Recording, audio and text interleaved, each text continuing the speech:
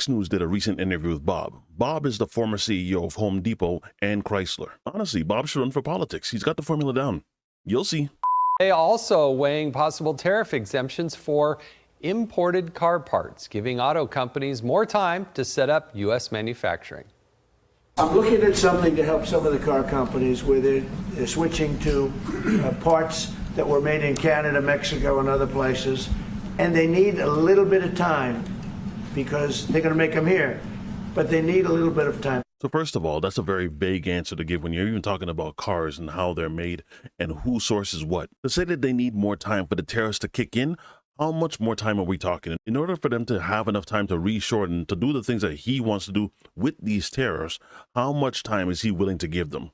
A month? 5 months? 6 months? 90 days? Damn! Joining us now is former Chrysler chairman and CEO, also former CEO of Home Depot, my friend, Bob Nardelli. Bob, this is a big, awesome move on behalf of the president. The no car is fully American made, period. The most American-made car is a Tesla. On average, a Tesla is 81% American-made, so 19% of it comes from places not in the United States. So you had American companies, like particularly Ford, GM, Chrysler, and Jeep, that have a large percentage of their vehicles filled with parts from overseas or Mexico, and they were going to lose. They were going to have to lay people off. They were going to have to close down assemblies if this 25% tariff went into place next month. This changes all of that potentially and keeps those jobs here. Yeah, Dagan, good to be with you tonight. And Jason, this is a very, very complex and intertwined decision that's being made. Dagan, you'll remember when I was running Chrysler. I got to just stop right there for a second, because how do you get praise for fixing a problem that you caused? Now he's a philosophizer. If you light a house on fire and then put the fire out, no one's going to be applauding you. You'd be in jail. An intertwined decision that's being made. Dagan, you'll remember when I was running Chrysler, the SAR, the seasonally adjusted rate, went from 17 million vehicles down to 9.6. Now, last year, we had a 16 million, but to your point, half of those came in from offshore, and the other half that were here, less than 50% of it was U.S. content. So this is a very, very complex issue. For example, I'm familiar with some of the electronics plants that are getting components from China, and if that tariff continues, even though it's an automotive part, they could basically have to shut down that plant. They're looking at between $5 to $10 million of additional costs. And of course, the auto company is not going to accept that cost. Right. We have developed tote boards where we look at every component, we look at the tariff rate, and we push the button and it rolls right down. And we know the impact of what it's going to be. And we might be able to pass some on, Dagan, but we're not going to be able to pass it all on. So I think this is a very critical move that the president made, and it's going to help both the United Auto Workers here, and it's going to help the car company. And again, you could read all the reports now that people are concerned about buying a car, what's going to happen to used cars. I mean, what happened last time when we went through it, Dagan, you remember the auto parts companies really took off. If you think about O'Reilly and AutoNation and so forth, I mean, they really, Advanced Auto Parts took off because people were keeping their cars longer. Right now, the car park is about 12.6 years, and we may see that number go up. People are going to keep the cars they've got. Bob, what's your take on, some economists, they're skeptical that tariffs will actually restore American manufacturing. Where are you at on this? Will it really drive up the amount of manufacturing we do in the United States overall, above and beyond the car market? Yeah. Okay. So that's a great question. And, I talked to a lot of CEOs, both Fortune 500, middle market. Here's the thing on that, Jason, what has to happen. Let's say I'm a CEO and I'm willing to onshore and build a factory and equip it, right? So that may take 2 to 3 years. In the meantime, what should happen is I should get a reprieve on tariffs that are coming in, because I've committed to come back. No, you haven't. You have not committed to come back. You've committed to analyze the situation and then make a determination based on how this is really going to affect your company.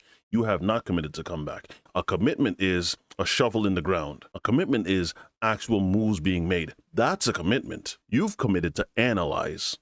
Number two, once I have the factory here and this president's out of office, what happens to that 15% corporate tax? Magic if it goes question. back up to 2732, I'm back in the ditch again.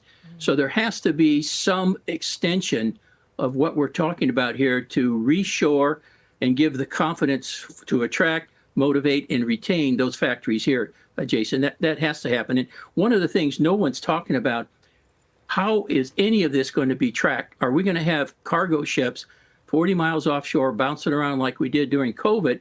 Because how are we going to be able to validate what's coming in, what's the tariff rate, how do you pay for it, who's going to record it?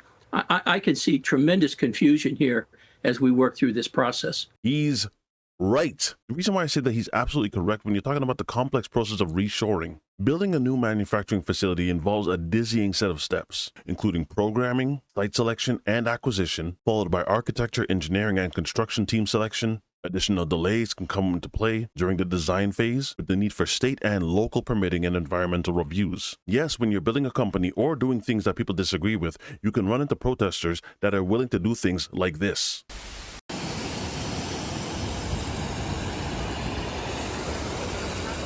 Yes, it's not as simple as just moving from one house to the next. There's a lot of moving parts that have to be taken into consideration, especially given the timeline that midterms are coming up next year. Additional delays can come into play during the design phase with the need for state and local permitting and environmental reviews. Once the factory is constructed, firms must install equipment and undergo quality and certification inspections. Now, guaranteed, even if those are considered some of the easier parts, it is not just a simple process that can be done within 1 year. You need time. I did my waiting! To be tracked. Are we going to have cargo ships 40 miles offshore bouncing around like we did during COVID? Because how are we going to be able to validate what's coming in, what's the tariff rate, how do you pay for it, who's going to record it? I can see tremendous confusion here as we work through this process. So can Bob, I. real quick before we jump, the automakers here, and Honda's one of the biggest American automakers, frankly, they were shocked by the 25% auto parts tariff that was announced. How long does this reprieve from President Trump need to last on the auto parts tariff? Listen How to long this. do they need? Real quick. Well, Dagan, a long time. I mean, you're a big NASCAR fan and you know what goes into those cars and even the normal consumer. I mean, you're looking at the majority of engine parts are components that are made offshore. And that's the primary part of an internal combustion engine, as opposed to what you talked about, Elon Musk, with an electric car. It obviously affords itself to more U.S. content. But we went through this offshoring and globalization, philosophy. And I never had an outsourcing strategy. I had a strategy I had to compete globally. And because of high rates, because of high tax rates, because of policies and control, EPA, environmental, et cetera, we had to compete against the likes of ABB, Siemens, et cetera, when I was running GE Power Systems. So this is a long supply chain that we're messing with right now, Dagan, to your point. Okay. Bob Nardelli. She asked how long. Can't give you a definitive answer. That is called, we're not going to make this happen. We'll talk to you about it happening, but the likeliness of this actually happening, it'll probably be after your administration is done, in which case, then the next question is it really worth it? Because he already knows that this is not going to be a process that is going to take 1 year. It's not going to happen within a few months, and there are way too many obstacles that are already put in place for them to come back to the same profit margin that they're already making right now, or in some cases, barely making right now. So is it a good venture? Sure, fantastic. If you can reshore, go ahead. But is it likely going to happen? Very unlikely. Why? Because they have a few things to consider. How much is it going to cost if I reshore versus if I just kind of wait you out? If I just wait until the next guy, can I just get back to business as usual? That's the gist and the heart of the argument there for them. What? Listen, that's all I got for now. Whatever your thoughts are, leave them in the comment section. If you guys enjoyed this video, don't forget to drop a like, and I will see you again on the next one. Be easy, y'all.